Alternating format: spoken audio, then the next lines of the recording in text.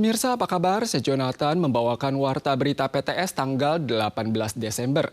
Cuaca di seluruh Taiwan pada hari ini kembali menghangat. Namun mulai besok sore, gelombang massa udara dingin kontinental akan tiba.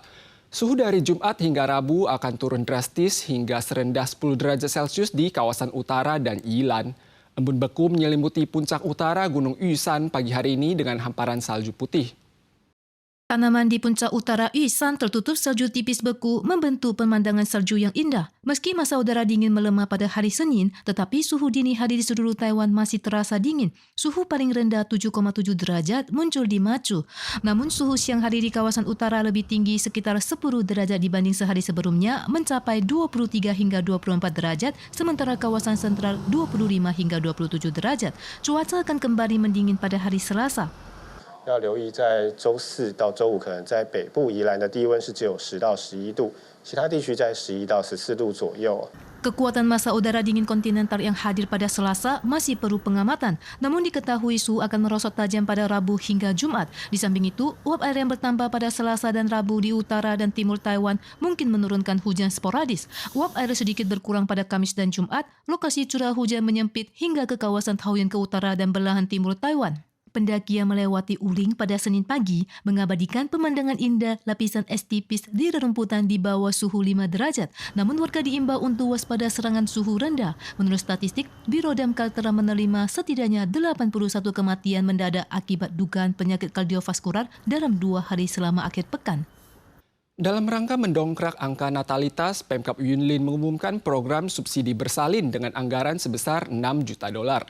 Subsidi $30.000 akan diberikan bagi 3 anak pertama dan $100.000 per anak diberikan mulai dari anak keempat. Jika bayi lahir pada tahun depan atau tahun berikutnya akan diberi bonus tambahan $30.000 dengan total maksimal $130.000. Dalam rangka mendorong warga melahirkan lebih banyak anak, Pemkab Yunlin meluncurkan bonus subsidi kehamilan. Selama salah satu orang tua telah terdaftar di Kabupaten Yunlin selama 3 bulan dan bayinya lahir pada 2024 atau 2025, setiap anak setidaknya akan mendapat subsidi $60.000.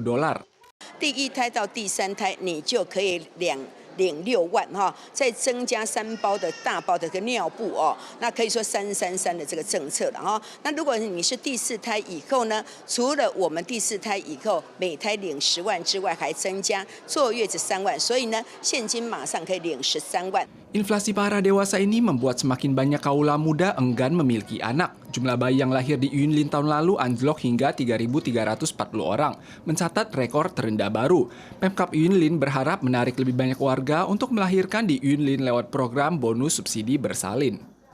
Objek wisata ternama di wilayah pantai timur laut, Karang Belalai Gajah, tanggal 16 patah akibat erosi angin jangka panjang.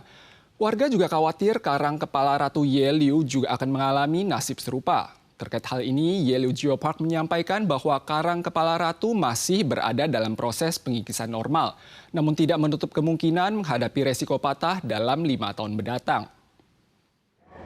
Karang Belalai Gajah merupakan objek berfoto yang populer di pesisir timur laut Taiwan. Tetapi objek terkenal ini akan menjadi kenangan mulai tanggal 16. Sebelum patah, karang ini telah terlihat retak di foto turis. Dan bila dilihat dari laut luar Sen Au, karang ini telah retak hingga bercelah besar. Karang ini patah pada siang hari pukul 1:55. Sebelumnya sempat terjadi turis memanjat Karang Belalai Gajah dan pembuangan sampah sembarangan. Awalnya pemerintah kota New Taipei ingin menetapkan daerah ini sebagai kawasan lindung monumen alam. Namun rencana ini gagal karena warga khawatir memengaruhi perkembangan daerah. Khalayak umum juga khawatir Kepala Ratu Yeliu menjadi pemandangan alam berikut yang rusak. Hingga September tahun ini, lingkar leher Ratu tinggal 118,3 cm. Pengikisan angin menyebabkan berkurangnya 1 hingga 2 cm pada setiap tahunnya. Saat ini Kepala Ratu diperkirakan terancam patah dalam 5 tahun. 这是一个自然现象，再加上一些震动等等哈，将来一定会倒，一定会断掉。 Untuk melindungi Kepala Ratu, Ditjen Pariwisata Kementerian Transportasi dan Komunikasi akan bekerjasama dengan dunia akademisi guna memperambat deflasi dan membuat pengumuman untuk mencegah kontak publik. Selain itu juga mencari objek berfoto baru seperti Batu Putri Cantik. Perserikatan Pilot Kota Taoyuan hari ini menggelar aksi unjuk rasa di Kementerian Transportasi dan Komunikasi, serta mengumumkan bahwa pilot EVAR akan melakukan voting tanggal 22 terkait mogok kerja. Perhitungan suara akan diadakan tanggal 5 Januari tahun depan. Bila lolos, pihaknya akan mendapat hak mogok kerja, yang berarti bahwa jadwal penerbangan EVAR selama liburan musim dingin dan Imlek mungkin akan terpengaruh. Perserikatan Pilot menuju MOTC dan mengumumkan per 22 Desember mereka akan memulai voting mogok kerja untuk cabang serikat EVAR. Jika lebih dari separuh pilot memilih setuju, mereka akan memperoleh hak mogok kerja. Serikat menyampaikan mereka masih berharap agar perusahaan menunjukkan ketulusan dalam menyelesaikan masalah yang ada. Serikat menuntut kenaikan gaji dan tunjangan di luar negeri, perlindungan hak kerja pilot domestik, dan pengurangan insiden keselamatan darat akibat kekurangan tenaga kerja. Perhitungan suara akan diadakan tanggal 5 Januari tahun depan sehingga berpeluang mendapat hak mogok sebelum Pilpres. Negara-negara di Asia Tenggara saling berlomba dalam menarik arus wisatawan pasca pandemi. Dalam rangka meningkatkan kapasitas turis, Thailand, Kamboja, dan Vietnam sedang membangun atau memperluas bandara mereka.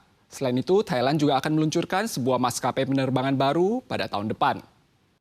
Pasca pandemi, prospek pariwisata Asia Tenggara cukup menjanjikan dan pemerintah juga banyak berinvestasi pada fasilitas bandara. Pada bulan Oktober, terminal baru Sufar Bumi di Bandara Internasional Utama Bangkok resmi dioperasikan. Selain itu, Bandara Don Mueang juga merencanakan pembangunan terminal ketiga, Bandara Chiang Mai di utara dan Bandara Phuket di selatan juga akan diperluas. Pada pertengahan tahun depan, maskapai penerbangan baru Learly Kru Airlines akan meluncurkan penerbangan ke Hong Kong, Taiwan, Tokyo, Singapura dan penerbangan internasional lainnya. So Southeast Asia seems to be the spot whereby it's going to be probably one of the center of the universe in the future, right? Kamboja juga mengguyurkan dana sebesar 1,5 miliar dolar Amerika untuk membangun bandara baru di Phnom Penh.